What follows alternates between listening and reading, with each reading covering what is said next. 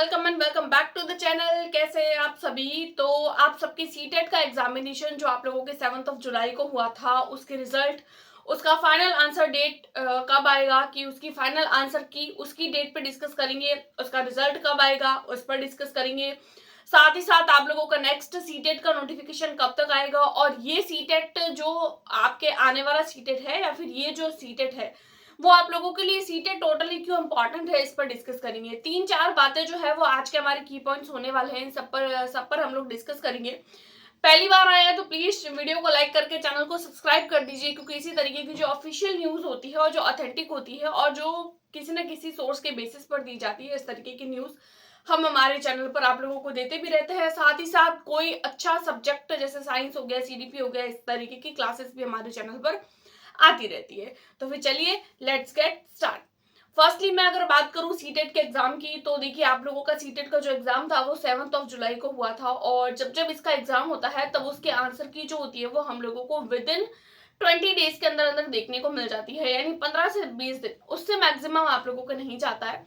तो आप लोगों के फाइनल आंसर की जो है वो कब तक आएगी, तो देखिए 7 जुलाई को आप लोगों का पेपर हुआ था, तो फाइनल आंसर की आप लोगों के आने के चांसेस जो है वो लगभग, मैंने पहले भी बोला है कि 20 या 21 तारीख के बाद में कभी भी आ सकती है। तो आज हमारे 21 हो चुकी है, तो हो सकता है मे बी आप लोग जो ऑफिशियल वेबसाइट है उस पर एक्टिव रहिए। हो सकता है कि आप लोगों के ऑफिशियल आंसर की आप लोगों को आज शाम तक देखने को मिल जाए, आज ही देखने को मिल जाए। जब जब आंसर की आती है ना, तब हम लोगों को इवनिंग में यानी कि 4-5 बजे के बाद में ही देखने को मिलती है। तो आप लोग शाम के टाइम पे एक्टिव रहिए, एक बार जो है वो सीटेट की ऑफिशियल जो वेबसाइट है उसको एक बार खोलकर जरूर देखिए, क्योंकि जो जैसे ही ऑफिशियल वेबसाइट पर आता है तो आप लोगों को जो है वो ऑफिशियल वेबसाइट पर खोलने से पता अपने आप पता चल जाएगा।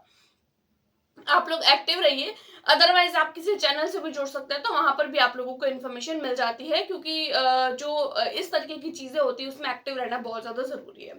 तो फाइनल आंसर की आप लोगों को या फिर तो आज या कल यानी 1-2 दिन में 21 तारीख से लेकर आज के बाद में आप लोगों को कभी भी देखने को मिल सकती है। तो आप लोग ज्यादा एक्टिव रहिए, और आंसर की आते ही आप लोगों के जो आपत्ति लगाई जाती है क्वेश्चंस पर, क्योंकि देखिए जो फाइनल आंसर की होती है उसमें ऐसे कैंडिडेट जिनको ऐसे लगता है कि उनका जो आंसर है वो राइट है, बट जो बोर्ड द्वारा दिया गया आंसर है वो गलत है, यानी बोर्ड द्वारा दिए गए आंसर से अगर कोई कैंडिडेट सेटिस्फाइड नहीं होता है और वो बोलता है कि मेरे द्वारा बताया गया उत्तर यानी किसी ऑथेंटिक सोर्स के बेसिस पर, क्योंकि देखिए जो बोर्ड है वहां पर भी लोग ही बैठते हैं, टीचर्स ही बैठते हैं, और हम भी इंसान ही हैं, इंसानों से गलती हो सकती है, बोर्ड से भी गलती हो सकती है। तो कई बार ऐसा होता है कि कुछ एरर्स हो जाते हैं आंसर की बनाने में।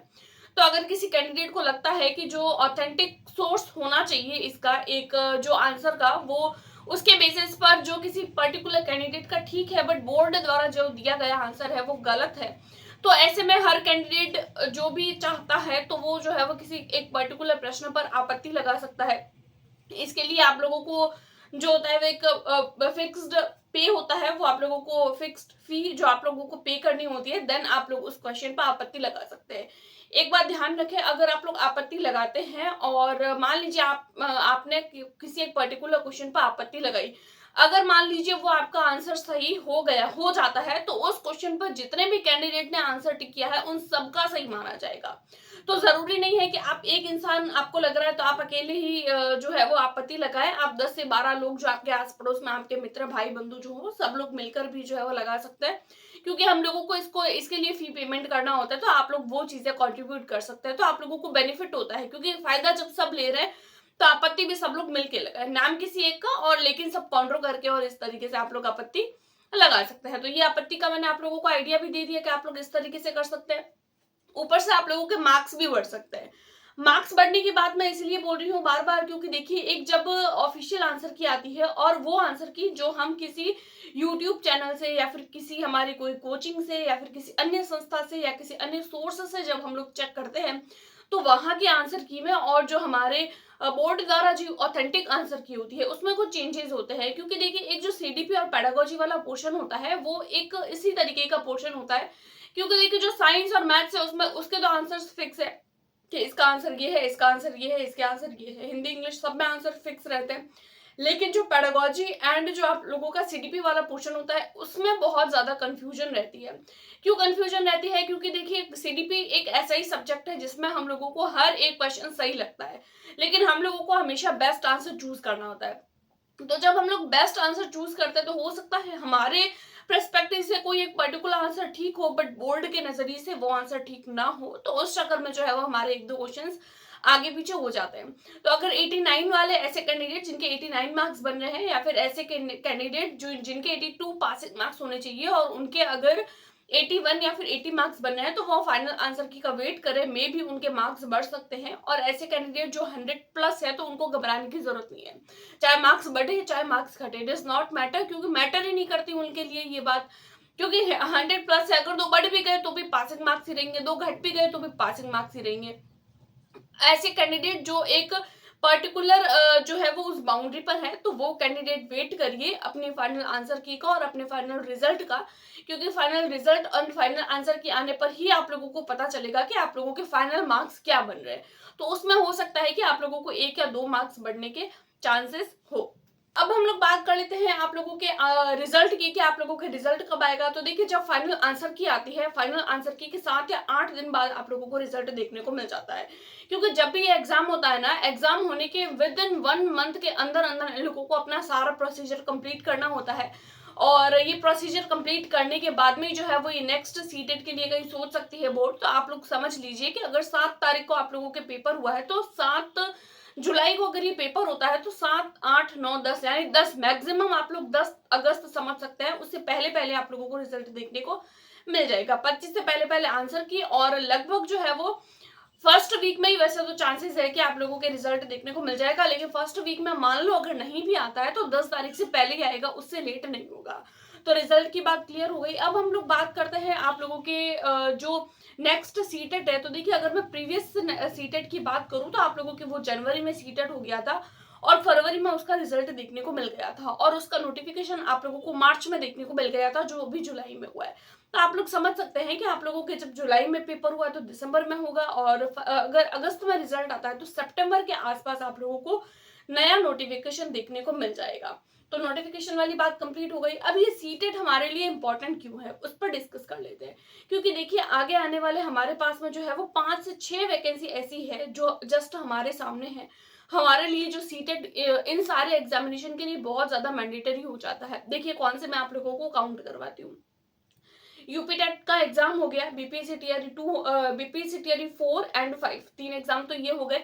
एनवीएस की कहीं ना कहीं बात चल रही है, केवीएस की कहीं ना कहीं बात चल रही है, D triple S B and EMRS. तो ये 6 से 7 exam, UP TET, super TET, ये सब एग्जाम यूपी के जो एग्जाम होते हैं ये, इन सब के लिए आप लोगों को जो है वो सीटेट कंपलसरी होता है। सीटेट जो होता है वो एक तरीके से एंट्री टिकट होता है। सीटेट नहीं होगा तो इन सारे एग्जामिनेशन में आप किसी भी एग्जाम में बैठ नहीं पाएंगे। तो ध्यान रखें, अगर आप लोगों को ये सारे एग्जाम्स देने हैं तो आप लोग सीटेट को अच्छा कर लीजिए। अगर आप लोगों का जुलाई वाला सीटेट क्लियर हो रहा है तो बहुत अच्छी बात है, वेरी गुड। और अगर नहीं क्लियर हो रहा है तो आप अपने नेक्स्ट सीटेट के लिए प्रिपेयर करिए, जो आप लोगों के दिसंबर में होने वाला है। अब हम लोग बात कर लेते हैं इसके जो पेपर पैटर्न या फिर आप लोगों का जो सिलेबस चेंज होगा इस पर, क्योंकि बहुत सारे क्वेश्चंस आते हैं कि क्या सिलेबस चेंज होगा। तो देखिए जब से सीटेट का एग्जाम स्टार्ट हुआ है 2011 से लेकर 2024 तक, तो हम लोगों ने देखा है कि अभी तक हमारा जब से सीटेट स्टार्ट हुआ है तब से लेकर आज तक हमारा सिलेबस कभी भी चेंज नहीं हुआ। यानी कि सीटेट का जो एग्जाम है, अगर हम उसके पेपर देखें, सबसे पहले तो अगर मैं सिलेबस की बात करूं तो आप लोग सिलेबस को देखिए। सिलेबस आप लोगों का वही है, चाहे 2011 का सिलेबस प्रिंट आउट करवाइए चाहे 2024 का, आप लोगों को एक वर्ड भी आगे से पीछे देखने को नहीं मिलेगा। लेकिन हाँ, अगर आप लोग प्रीवियस पेपर उठा के देखते हैं ना, तो आप लोगों को काफी चेंजेस नजर आते हैं। क्योंकि देखिए आने वाले टाइम में जैसे जैसे कैंडिडेट आगे बढ़ते हैं, कैंडिडेट की इंटेलिजेंस भी, कैंडिडेट के पढ़ने का पावर, कैंडिडेट की सोचने समझने की जो क्षमता है और उनके पेपर का जो लेवल है वो काफी इंक्रीज हो रहा है। क्योंकि एक हम 2011 का पेपर देख रहे हैं, 2012 का, 2013 का, 2014 का, 2015, 16, 2015-16 तक के आप लोग पेपर देखिए, आप लोगों को उसका डिफिकल्टी लेवल 0 नजर आ रहा है। अगर कोई नॉर्मल से प्रीवियस ईयर करके भी जा रहा है ना, तो भी उनके सीटेट आसानी से क्लियर हो जा रहा है। तो ये बात समझ लीजिए। लेकिन जब से ये पेपर ऑनलाइन मोड पर आया है, 2019-20, 2018 का पेपर भी काफी लेवल का था, लेकिन जब से 2019 के बाद में, 2019-20 के बाद में जब से पेपर ऑनलाइन मोड पर हुए हैं, पेपर का जो डिफिकल्टी लेवल है वो इतना इंक्रीज कर दिया गया है, बहुत ज्यादा पेपर का लेवल बढ़ा दिया गया है। तो सिलेबस तो वही है, लेकिन जो ब्रॉडनेस है टॉपिक्स की उसको बढ़ा दिया है। यानी कि अगर कहीं ना कहीं आप लोगों को क्वेश्चन प्रीवियस ईयर में से पूछे जा रहे थे, बट अब जो क्वेश्चंस होते हैं वो काफी हाई लेवल के पूछे जाते हैं। एग्जाम्स की जो मोड है उसके डिफिकल्टी को बहुत बढ़ा दिया गया है और बहुत ज्यादा डिफिकल्ट कर दिए गए हैं। जैसे कि अगर पहले ऐसा बोला जाता था कि 6 to 8 का पेपर देना है तो 6 to 8 की ही हम लोगों को एनसीईआरटी पढ़नी है, फर्स्ट 1 to 5 का पेपर देना है तो 1 to 5 की ही एनसीईआरटी पढ़नी है। लेकिन आप 2024 ये 7 जुलाई वाला पेपर देखिए, आप लोगों को अगर मैं 6 to 8 की बात करूँ, 6 to 8 में साइंस की अगर मैं बात करूँ, तो आप लोगों को बहुत सारे क्वेश्चंस 10th क्लास की एनसीईआरटी में से उठाए गए हैं। तो आप इस चीज को ध्यान में रखिए कि आप लोगों को किस लेवल की पढ़ाई करनी है। आप लोगों को टॉपिक तो वही लिमिटेड होंगे, जैसे कि मान लीजिए आप लोगों ने फूड वाला टॉपिक ले लिया, तो आप ध्यान रखें कि फूड वाला टॉपिक आप लोगों को सिर्फ 6, 7, 8 में से नहीं पढ़ना है। आप लोग देखिए 9, 10th में क्या दिया गया है, आप लोग 9, 10th की क्लासेस में से भी उस टॉपिक को पढ़िए। तो इस तरीके से इसके डिफिकल्टी लेवल, क्वेश्चन का जो डिफिकल्टीज है उसको बढ़ा दिया गया है। बाकी सिलेबस चेंज नहीं होगा, आगे आने वाले टाइम में भी आप लोगों को इसकी डिफिकल्टी हाई लगेगी।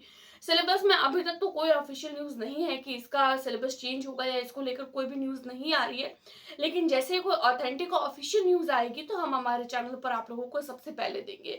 और ऐसे कैंडिडेट जो एक बाउंड्री फोर्स पर आ रहे हैं, बाउंड्री पर है 89 वाले, 91 वाले, 90 वाले या फिर 81 वाले, 82 एंड 83 वाले, तो वो जो है वो अपने फाइनल आंसर की का फाइनल रिजल्ट का वेट करिए। मे बी वो पास भी हो जाए अगर वो 89 पर है तो, क्योंकि मार्क्स बढ़ने के चांसेस है। ऐसे कैंडिडेट है ना जो 70 पर है, 72 पर है, तो उनका कोई चांस नहीं रहता है कि उनके मार्क्स बढ़ेंगे, राइट। क्योंकि आप लोगों के 20 मार्क्स तो नहीं बढ़ सकते, बढ़ के कितने बढ़ेंगे, आपत्ति में भी कितने मार्क्स बढ़ेंगे, 1 मार्क बढ़ेगा, 2 मार्क बढ़ेंगे, उससे ज्यादा नहीं बढ़ सकते, 20 या 30 मार्क्स नहीं बढ़ सकते हैं। तो 70 वाले जो है वो 65 वाले है तो वो अपने नेक्स्ट सीटेट के लिए प्रिपेयर करिए। अदरवाइज जो बाउंड्री फोर्स पर आ रहे हैं तो वो अपने इस सीटेट के एग्जाम को जो है वो आंसर की का वेट करिए एंड रिजल्ट का वेट करिए। तो ये छोटी सी वीडियो आज की मुझे देनी थी इन्फॉर्मेशन। आई होप आप लोगों को पसंद आई होगी। अगर पसंद आई है तो do like, subscribe and share. Thanks for watching.